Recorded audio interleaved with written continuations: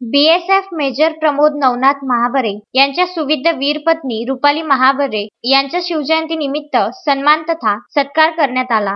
जय हिंद फाउंडेशनचे राष्ट्रीय प्रवक्ता तथा युवा लॉयन्स सोशल ग्रुपचे प्रदेश प्रवक्ता वैभव कुमार निमकर यांनी स्वतः वैयक्तिक भेट घेऊन झालेल्या घटनांचे सांत्वन केले व माजी सैनिक शहीद परिवारासाठी सतत करत असलेल्या उल्लेखनीय कार्याबद्दल प्रेरणादायी पुस्तके व भारतीय संविधानाची प्रत देऊन वैभव कुमार निमकर यांच्या हस्ते गौरविण्यात आले। अर्धलष्करी दल 52 बीएसएफ युनिट राजस्थान येथे प्रमोद महाबरे कर्तव्यावर असताना सीमेच्या बाजूला सीमेचे उल्लंघन करून अचानकपणे आतंकवाद्यांनी केलेल्या भ्याड हल्ल्यात बीएसएफ मेजर प्रमोद महाबरे हे गंभीररित्या जखमी झाले। त्यांना तात्काळ सैनिकांच्या हॉस्पिटलमध्ये दाखल करण्यात आले होते, परंतु झालेल्या चकमकीत मेजर प्रमोद यांचे खूप जास्त प्रमाणात रक्तस्राव झाल्याने बीएसएफ मेजर प्रमोद महाबरे देशसेवा करत असताना आपल्या भारत मातेसाठी वीरमरण प्राप्त झाले। त्यांचे स्वप्न हेच होते की जगेल तर देशासाठी आणि मरेल तर देशासाठी। त्यांना मरणोत्तर राष्ट्रपती गौरव पुरस्काराने सन्मानित करण्यात आले। त्यांच्या सुविद्य वीर पत्नी रुपाली महाबरे यांच्याशी हितगुज करताना त्यांनी एकच इच्छा आशावाद व्यक्त केला की भारतीय सैनिकांना, माजी सैनिकांना तथा शहीद परिवारांना पद, पैसा, प्रतिष्ठा महत्वाची नसून भारतीय सैनिकांच्या पाठीवर सदैव प्रेरणेची थाप व प्रेम आणि आपुलकी नेहमी असावेत, कारण तुमच्या उद्यासाठी आजचा हा फक्त आणि फक्त शूरवीर सैनिक असतो। म्हणूनच नेहमी सैनिकाला व त्यांच्या परिवाराला समजून घ्या व समाजात मानाचे स्थान द्या, हीच आशा बीएसएफ मेजर प्रमोद महाबरे यांच्या वीर पत्नी रुपाली महाबरे यांनी व्यक्त केली आहे। की ताई, शहीद झाल्यानंतरची तुमची पार्श्वभूमी कशी काय सुरू झाली? शहीद झाल्यानंतर तेव्हापासूनचा आमचा प्रसंग खूप कठीण होता। तो काळ न विसरणारा दिवस आहे आमच्यासाठी आणि आजही आमची तेवढी म्हणजे परिकष्टा होती आमची जगण्याची, खूप म्हणजे त्रास होतोय आणि समाजाला काय सांगणार, समाज फक्त त्या वेळेपुरतं त्या काळापुरतं मर्यादित असतो। यानंतर समाजाला शहीद परिवार किंवा शहीद वीर पत्नी, त्यांची मुलं असतील, या परिवाराशी समाजाला काही घेणं देणं नसतं। त्या वेळेपुरतं तो कार्यक्रम बघण्यासाठी जास्त लोकांची उपस्थिती असते की काय असतं हे, एखादा फौजी डेथ होतो त्यावेळेला त्याच्या तो अंत्यविधी काय प्रकारे केला जातो हे पाहण्यासाठी आधी लोक आलेली असतात। त्यानंतर दुसऱ्या ते तिसऱ्या दिवसापासून कोणीही त्यांच्या घरी गेलेलं नसतं किंवा त्यांना काय गरज आहे किंवा भविष्यामध्ये त्यांना काय अडीअडचणी असतील या गोष्टीची काही समाजाला पर्वा नसते। ताई, असा कोणता क्षण होता की प्रमोदजींना तो कर्तृत्व सिद्ध करायला भारतीय सेनेतच त्यांना जावं लागलं? त्यांना पहिल्यापासून आवड होती त्या मिलिटरी, म्हणजे ते आवड असल्यामुळे ते बीएसएफ हा बॉर्डर सिक्युरिटी फोर्स त्यांनी लहानपणापासून खूप खडतर प्रवास केला आणि त्यांना आवड होती म्हणून त्यांनी ते बीएसएफ बॉर्डर सिक्युरिटी फोर्स हे निवडलेले।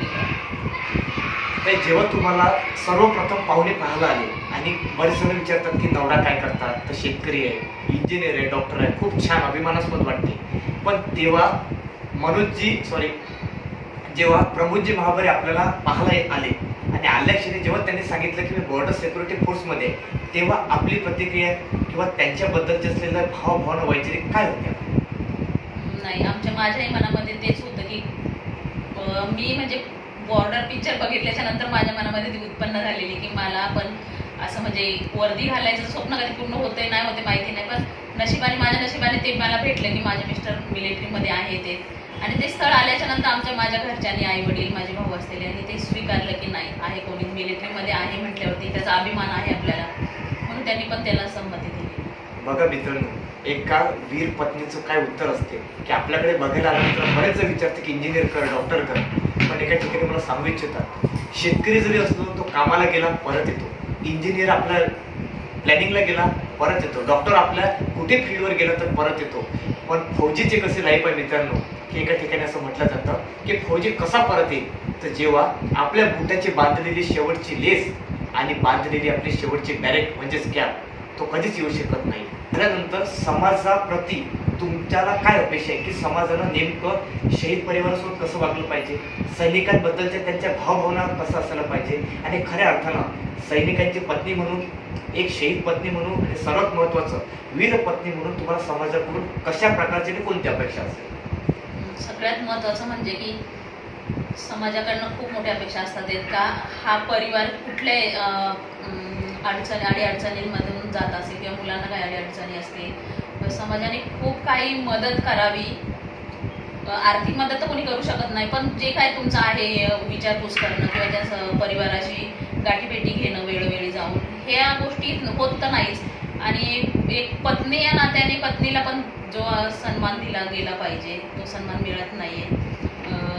नॉर्मल छोट्या छोट्या गोष्टी आहेत, काही कार्यक्रमांमध्ये म्हणा किंवा मला इथे कामोठ्यामध्ये गेल्या वर्षी बोलवलेली 26 जानेवारीला ध्वजारोहणासाठी, म्हणजे असे मान सन्मान त्या परिवाराला तुम्ही दिले गेले पाहिजेत. अशा छोट्या छोट्या अपेक्षा आहेत. हळदी कुंकवाला पत्नींना हळदी कुंकवाचा हा मान मिळालाच पाहिजे, ही माझी खूप मनापासून इच्छा आहे की कुठे कार्यक्रमामध्ये गेल्याच्या नंतर तिथे आपल्याला जे माहिती असतं की हा हिचे मिस्टर नाही आहेत म्हटल्यावरती तिथे हळदी कुंकू हा टाळला जातो त्या स्त्रियांना की तिथे हळदी कुंकू लावत नाही. म्हणजे ही गोष्ट त्या पत्नींसाठी खूप म्हणजे दुःखाची गोष्ट असते, कारण आपल्या बाकीच्या बायकांना लावतात हळदी कुंकू आणि आपल्याला लावत नाही. म्हणजे मग कुठे हा समाज कुठे चाललेला आहे, या गोष्टीचं फार दुःख आहे.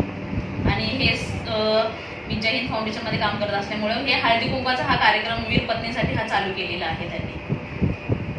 आता जाता एक सर्वांना विनंती करतो की जिथे कुठे आमचा पॅरामिलिटरी फोर्सेस असेल, आमचा पोलीस बांधव असेल किंवा आमचा भारतीय सेनेचा एक सैनिक असेल, त्याला फक्त जाऊन विचारा आणि जय हिंद म्हणा. कारण की जाता जाता मी एवढंच म्हणू इच्छितो की शान करने वाले की कभी शान नहीं जाती, जान देने वाले की कभी जान नहीं जाती.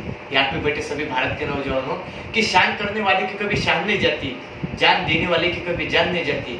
अरे तमन्ना हो सरफरोशी की तो आन नहीं जाती, क्योंकि भारतीय सेना के फौजी को जय हिंद बोलो, क्योंकि जय हिंद बोलने से कभी किसी की पहचान नहीं जाती, जय हिंद बोलने से कभी किसी की पहचान नहीं जाती.